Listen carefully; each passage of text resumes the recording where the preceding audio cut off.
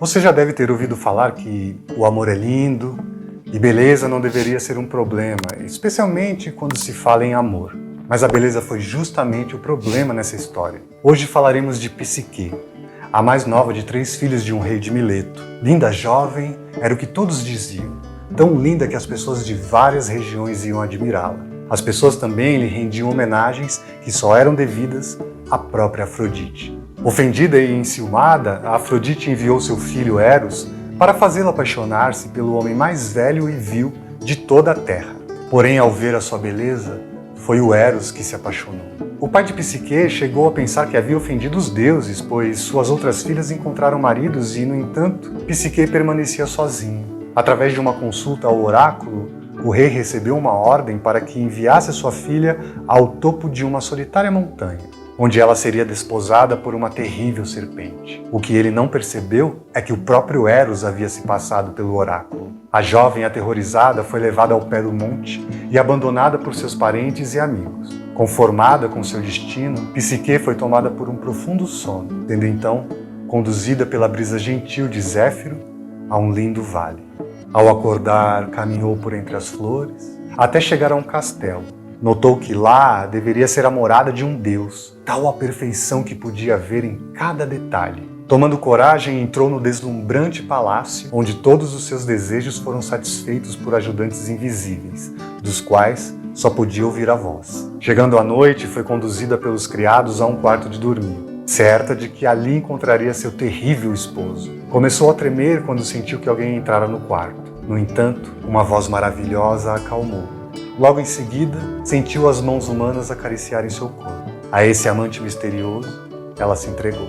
Quando acordou, já havia chegado o dia e seu amante havia desaparecido. Porém, essa mesma cena se repetiu por diversas noites. Suas irmãs continuavam à sua procura, mas seu esposo misterioso alertou para não responder aos seus chamados. Psique, sentindo-se solitária em seu castelo, implorava ao seu amante para deixá-la ver suas irmãs. Finalmente ele aceitou, mas impôs a condição que, não importando o que suas irmãs dissessem, ela nunca tentaria conhecer a sua verdadeira identidade. Quando suas irmãs entraram no castelo e viram aquela abundância de beleza e maravilhas, foram tomadas de inveja. Notando que o esposo de Psique nunca aparecia, perguntaram maliciosamente quem era ele. Embora divertida por seu esposo, Psique não sabia e sua curiosidade crescia, reforçada pelos comentários de suas irmãs. Seu esposo alertou-a que suas irmãs estavam tentando fazer com que ela olhasse seu rosto, mas se assim ela fizesse, ela nunca mais o veria novamente. Além disso, ele contou-lhe que ela estava grávida, e se ela conseguisse manter o segredo,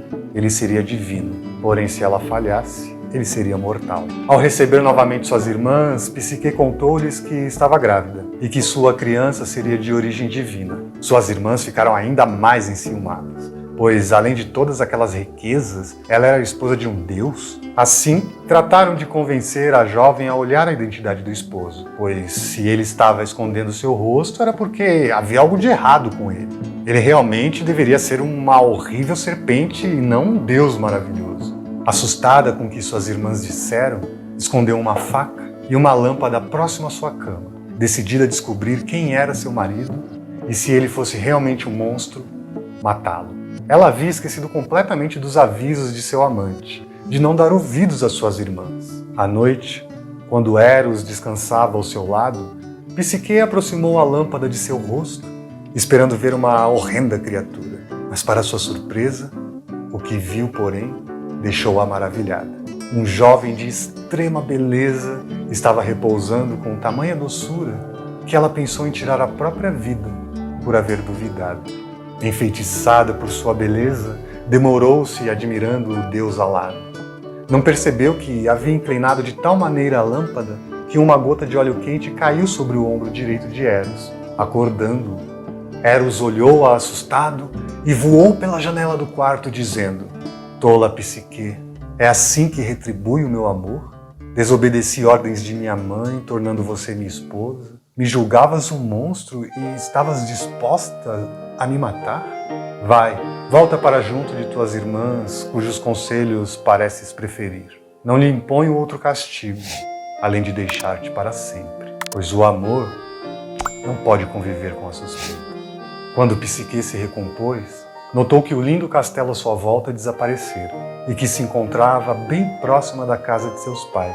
Inconsolável, tentou suicidar-se atirando-se em um rio próximo, mas suas águas a trouxeram de volta para a margem. Foi então alertada por Pan para esquecer o que se passou e procurar novamente ganhar o amor de Eros. Por sua vez, quando suas irmãs souberam do acontecido, fingiram pesar, mas partiram então para a montanha, à procura de Eros. Lá chegando, chamaram o vento Zéfiro para que as sustentasse no ar. Mas Zéfiro, dessa vez, não as ergueram no céu, e elas caíram no despenhadeiro, encontrando somente a morte. Psique, resolvida a reconquistar a confiança de Eros, saiu à procura por todos os lugares, dia e noite, até que chegou a um templo no alto de uma montanha. Com esperança de lá encontrar o amado, entrou no templo e viu uma grande bagunça de grãos de trigo e cevada, ancinhos e foices espalhadas por todo o recinto. Convencida que não devia negligenciar o culto a nenhuma divindade, pôs-se a arrumar aquela desordem.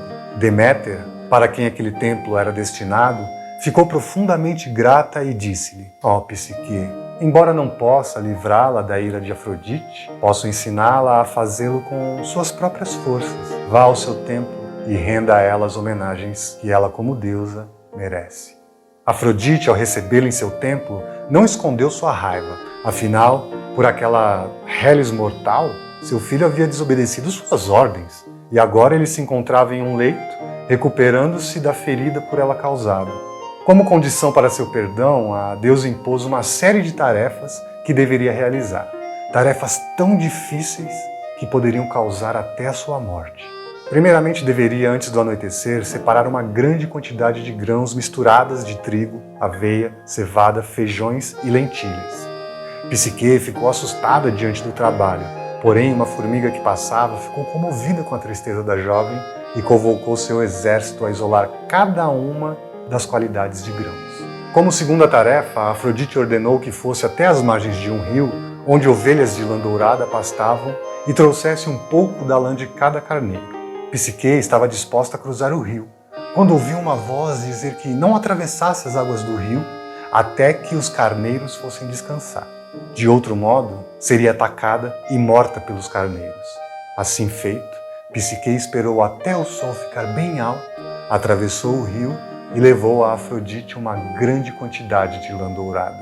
Sua terceira tarefa seria subir ao topo de uma alta montanha e trazer para Afrodite uma jarra cheia com um pouco de água escura que jorrava de seu fundo. Dentre os perigos que Psique enfrentou, estava um dragão que guardava a fonte. Ela foi ajudada nessa tarefa por uma grande águia, que voou baixo próximo à fonte e encheu a jarra com a água negra.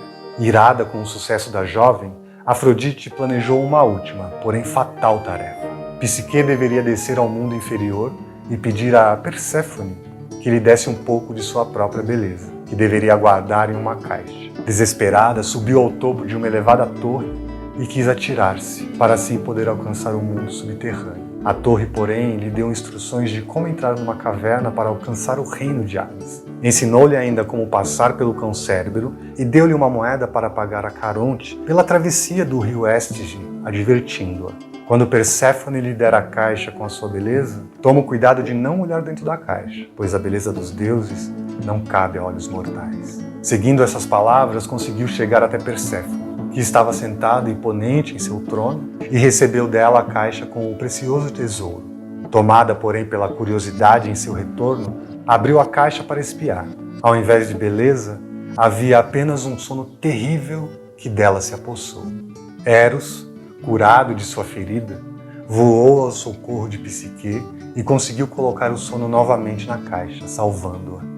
Lembrou-lhe de que sua curiosidade havia novamente sido sua grande falta, mas que agora podia apresentar-se a Afrodite e cumprir a tarefa. Enquanto isso, Eros foi ao encontro de Zeus e pediu a ele que apaziguasse a ira de Afrodite. Atendendo seu pedido, o grande deus do Olimpo ordenou que Hermes conduzisse a jovem à Assembleia dos Deuses e a ela foi oferecida uma taça de ambrosia. Então, com toda a cerimônia, Eros casou-se com Psique e no devido tempo nasceu seu filho, chamado Volúpio.